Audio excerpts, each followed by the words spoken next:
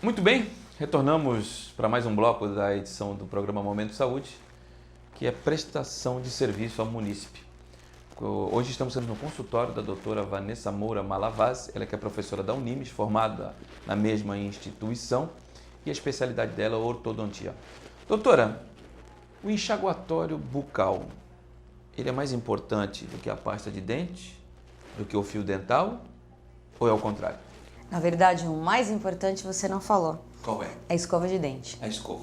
Mesmo que a gente não use nem a pasta colocada na escova, a eficiência ainda é 100%. A grande verdade é que a gente tem esse hábito, coloca muita pasta de dente na escova, então faz aquela espuma, aí você não tira, não remove realmente a sujeira, é muito rápido, até porque a sensação é gostosa da pasta. Aquele hortelã que fica na... Exatamente. Aí você dá aquela escovada rapidinha, né? Cospe e ainda, incrementa com um enxaguante bucal, dá uma falsa sensação de limpeza, é uma falsa mesmo.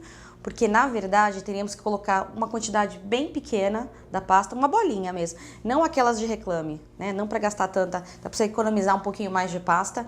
E aí isso nos obriga a escovar mais. Então, na verdade, a grande sacada é a escova de dente. Você pode escovar com nada que você mantenha a superfície lisa. Foi bom você falar da escova de dente.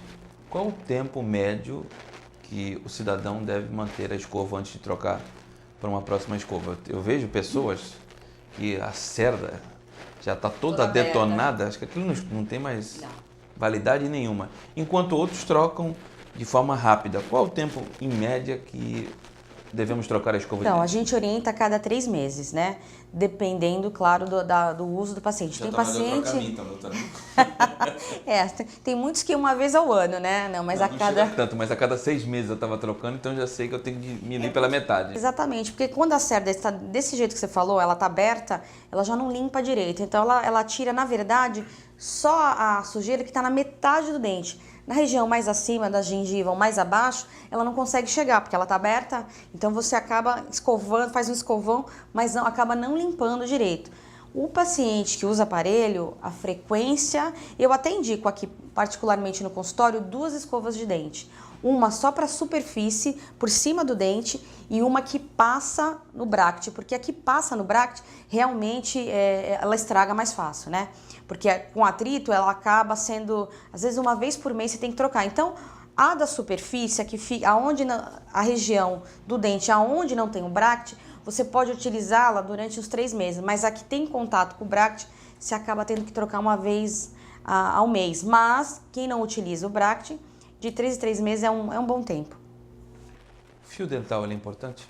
Muito, muito importante. Não só nas meninas na praia, né? O uso do fio dental.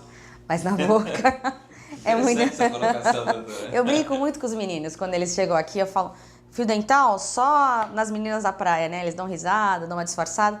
Mas é isso, nós também não temos o hábito de utilizar o fio dental.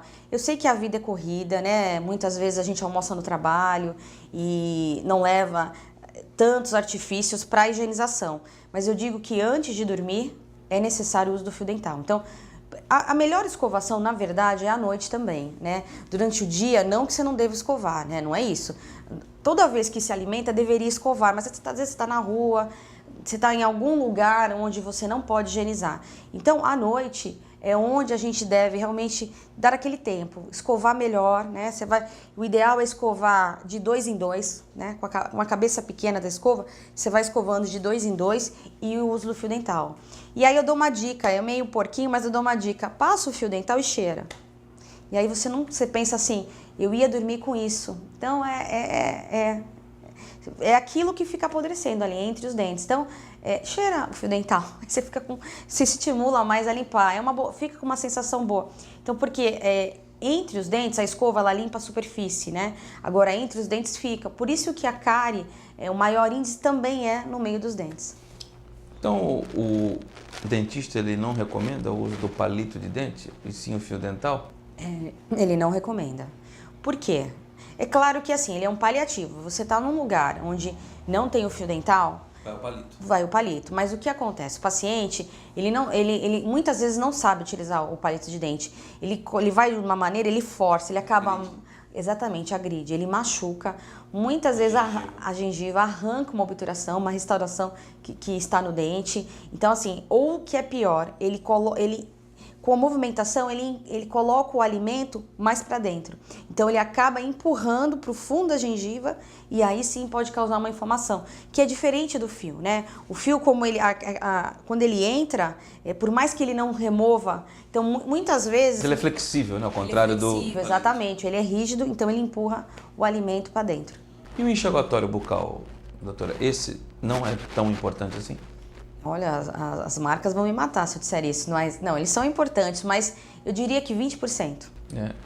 Desse trio, pasta, Sim. fio dental e enxaguatório, ele é o de menor importância? Eu daria 70% na escova, 15% na pasta e 15% no fio, no enxaguatório bucal.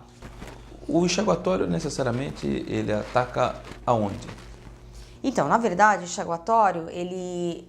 Na região de gengiva, papilas, porque na língua, no dorso da língua, existe papilas, né? Então, quando você faz o enxaguante, ele leva, porque muitas vezes a língua, ela tem sulcos, tem fissuras, às vezes na bochecha. Então, quando você dá aquele movimento, né? Ele limpa, ele tira, mas que pode ser feito com a água. Então, na verdade, o enxaguante, ele remove o que está solto e dá uma sensação, um hálito gostoso, mas não é o eficaz para remover resíduo. Doutora, para aquele que está atento no programa e quiser fazer cuidar melhor dos dentes, qual a dica que você daria? Então, primeira dica, ir ao dentista, visitar, né? Até para ver se o uso da escova, do fio dental está sendo correto a cada 6 meses. E escovar os dentes, né? Quantas vezes ao dia? Então, na verdade, se ouve 3 vezes ao dia, mas na verdade é toda vez que você se alimenta. Então, toda vez que você se alimentar 3 vezes ao dia, mas a gente não acontece isso. Então, uma dica que eu dou se você estiver na rua, o chiclete, o Trident é uma boa dica. Não que ele seja... Mas limpa? Ele limpa, porque limpa de uma maneira, né? A gente vai grudando o alimento na goma, você vai engolindo, mas ele vai tirando aquela superfície, né? Quando a gente tem aquele hábito de ficar um tempo sem escovar o dente, você passa a língua na superfície do dente, você não sente ela grossa. Então, é aquilo. A goma, ela remove de uma maneira não eficiente totalmente, mas melhora, né? Para uma emergência, o chiclete também é bom. Aí, então. Não para quem usa aparelho. Não, esse de forma alguma, né? Esse não. Agora vamos pegar um outro público, doutora. Aquele que quer fazer um curso técnico, que deseja fazer um curso superior. O que ele tem efetivamente que ter e não pode não ter para ser um ortodontista? Ele precisa estudar bastante. Muito, né? Muito. São 4 anos ou são 6 anos? A especialidade são 2 anos e meio. Né? Você precisa fazer primeiro a faculdade de odontologia, que são 4 anos, mais 2 anos período e meio integral, de especialização. mais 2 anos e meio. Período integral. Integral, das 8 a meio-dia, Tem que ter um das 2 às caixa bom 6. também, não, doutora? Precisa ter um patrocínio, muitas vezes. A faculdade pública hoje, engraçado que o nosso país ele tem uma inversão de valores, não sei se você Infelizmente, concorda. concordo. O rico faz o cursinho vestibular e vai estudar na universidade pública, que são as melhores. Enquanto que o pobre tem que contar moeda, tirar do cofrinho para pagar a universidade particular. Infelizmente é verdade, eu concordo, sim, é isso mesmo.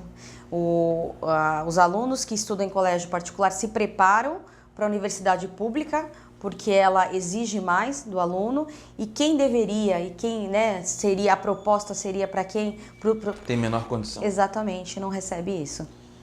Porque nós tivemos recentemente num programa de enfermagem e até a enfermeira, que foi a Maria, ela disse o seguinte: não, o cidadão que não gosta de sangue, ele jamais pode ser enfermeiro. O dentista, qual o predicado que ele tem que ter no mínimo para poder ser um ortodontista? Na verdade, ele já tem uma outra opção. no curso básico, ele precisa sim se envolver com o sangue. Ele tem que ter uma noção da cirurgia, mas ele não precisa, depois disso, no consultório, a ortodontia. A gente fala que é uma especialidade limpa, né? Praticamente não tem sangue. Muitas vezes, quando tem extração, ela é indicada para uma outra especialidade, mas a princípio você tem que ter a noção básica. Você tem que saber como lidar quando tiver um ambiente com sangue.